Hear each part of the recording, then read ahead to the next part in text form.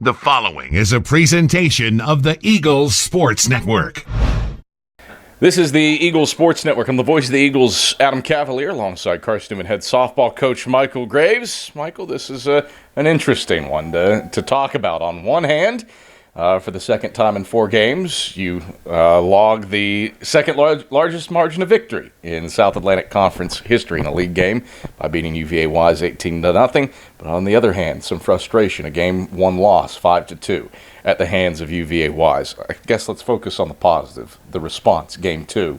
Absolutely incredible. What did you see out of your team in the nightcap to really pulverize the Cavs 18-0? Mindset and approach. Our approach was a lot better in game 2. And I'm not saying that we just came out in game 1 and just had a bad approach, but it's like it was a more laid-back approach.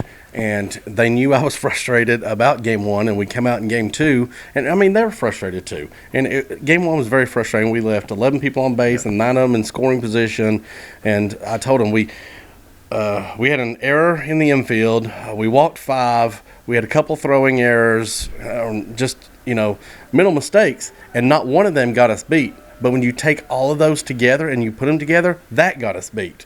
And so we came out better in game 2, just the way we thought and approached the game. And we didn't take as many pitches in game 2, I think, which was a huge, huge thing that got us going. Hyper aggressive at the plate. It felt like if the bat was on the ball, it was finding a hole. I wasn't there for Catawba on Saturday, but can you draw any comparisons between this game and I even think back to when you beat Brevard in 2017, 23-2. This was a far better hitting performance than even that game. Fair? Unfair? I think what we've done, especially today and the Catawba game, we ran a lot and we had runners in motion. And when we put runners in motion, you don't have people where they normally would be standing. So the shortstop was moving, the second baseman's moving, and we were bunting, fake bunting, and just moving. Everything was in motion, and then balls just kept finding holes. And that's been a huge part of our game in games that we've scored a ton of runs. Sierra Rogers is the sack pitcher of the week. And more of the same. Still some walks. But unbelievably, teams are 0 for their last 30 against her with runners on base. What are you seeing out of your freshman working around some free passes? I don't want to say unhittable or unbeatable, but the kid's pretty daggum good when she doesn't walk people and they don't score that way. But when she stays ahead in the count and she's throwing good, she throws hard and the ball moves, I mean, she's good. But like you said, we got to cut down on the walks. And it's not just her. Sarah walked 5-2. I think we walked 10 people today. And I said there's 2 things that really make me mad in the game. It's walks and hitting the ground ball to third base with runners on first and second or bases loaded in less than 2 outs. Turn your attention to 2 tough ones this week. It feels like every game in this league is tough this year.